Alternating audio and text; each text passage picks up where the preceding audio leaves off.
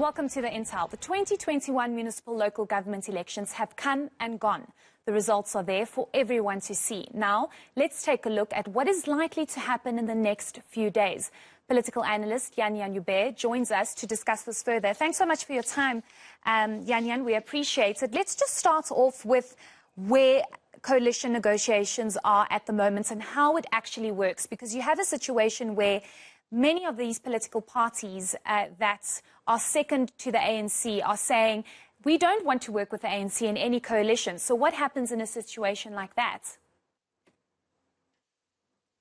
Good afternoon, Heidi, and good afternoon to your viewers. What happens in a situation like that is that negotiations and horse trading start. And basically, directly after an election, these small parties remember that the people actually voted for them voting against the ANC. That tends to sort of become lost in the foggy mists of time over the years to come, and then those small parties get gobbled up by the ANC. But at this moment, it's a new marriage. Everything seems rosy, so those small parties still remember how they campaigned.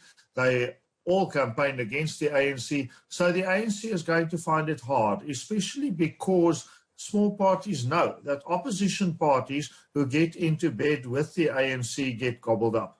So therefore, I think it's going to be tough going for the ANC in the negotiations. But then, of course, the ANC has the patronage of power, and therefore they can offer much to these small parties, and that should, on the other hand, balance things out so that they should incite some of these parties to join them. A coalition grouping to watch would be in the Maluti-Apofung municipality in the Eastern Free State. We have been focusing on that municipality for the last 2 weeks. It is the area Harry Smith, Kestel and Puta di Chaba and all those rural areas in between, perhaps the worst run municipality in South Africa. It would be interesting to see what the independent grouping, that's the local grouping MAP 16, does. It campaigned against the ANC. Thus far, it said it would work with the opposition parties. The DA has painted itself into a corner, saying it wouldn't work with the EFF, so it's going to have to find some creative solutions. But that would be one of the councils to watch. If these independent groupings truly are independent of the ANC, that is where you're going to see it.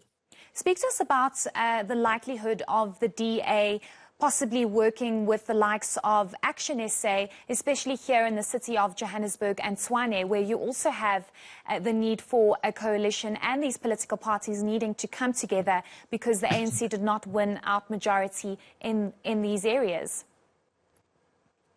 Quite.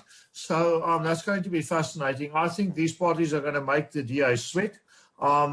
Times have changed since 2016 when the DA could call the tune as far as the opposition is concerned.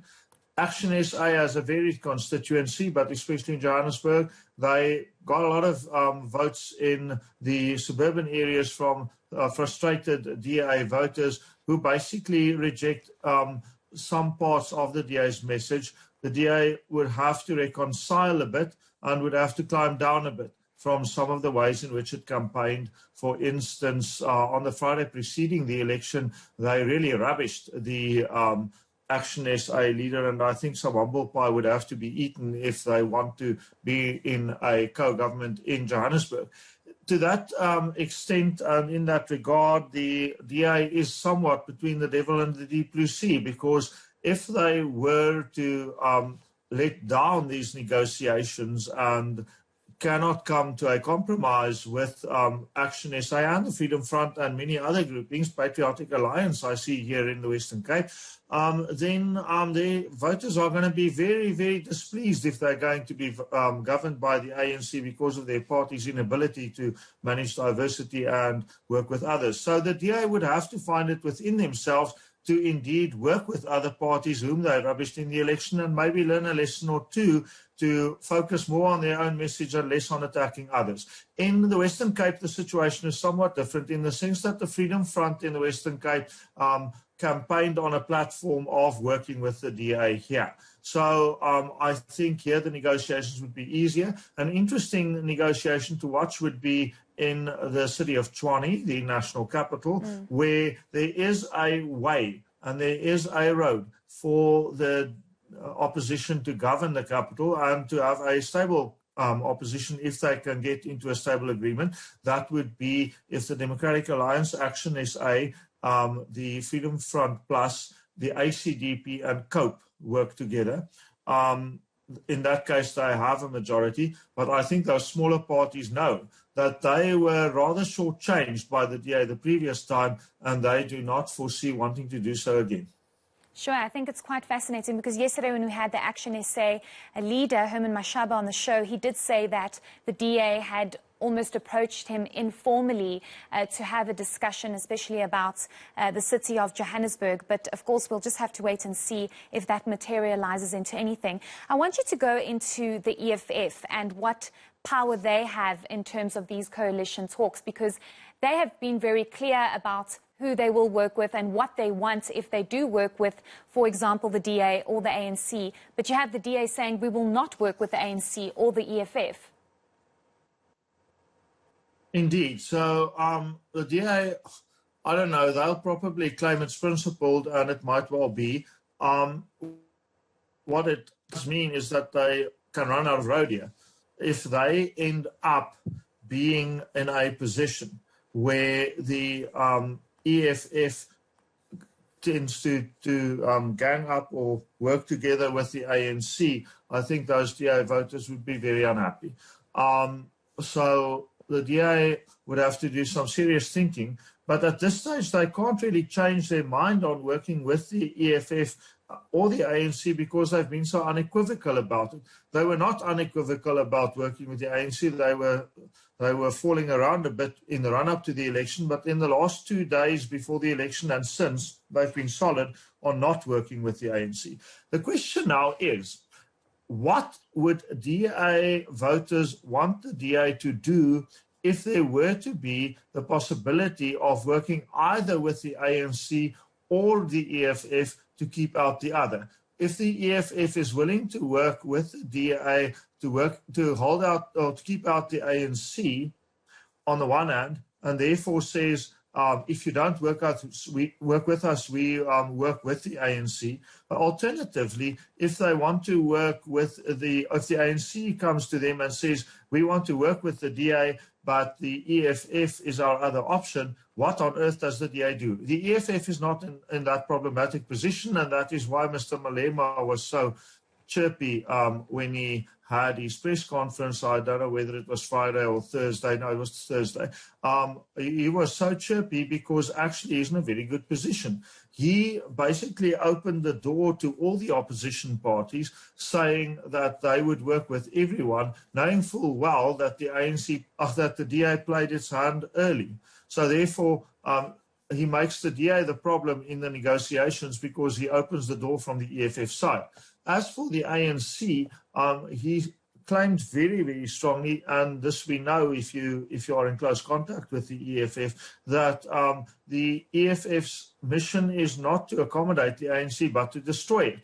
However, in many of these 66 hung councils, the ANC has no choice. There's no path to power for them without the EFF. So they might also have to compromise, knowing full well that they're doing a deal, if not with the devil, then with a python, which would basically turn the air out of them if it could. So it is out to destroy them. But if the ANC does not work with the EFF, with this python, it's destroyed anyway. And there goes its patronage networks and the kind of people who man those patronage networks, and these are not nice people. So tough times for the ANC, easy times for the EFF, because their position is quite clear. The other parties have a lot to lose. The EFF only stands to gain. We're running out of time, but if we can quickly speak about the Freedom Front Plus and how much power they actually have in these coalition talks.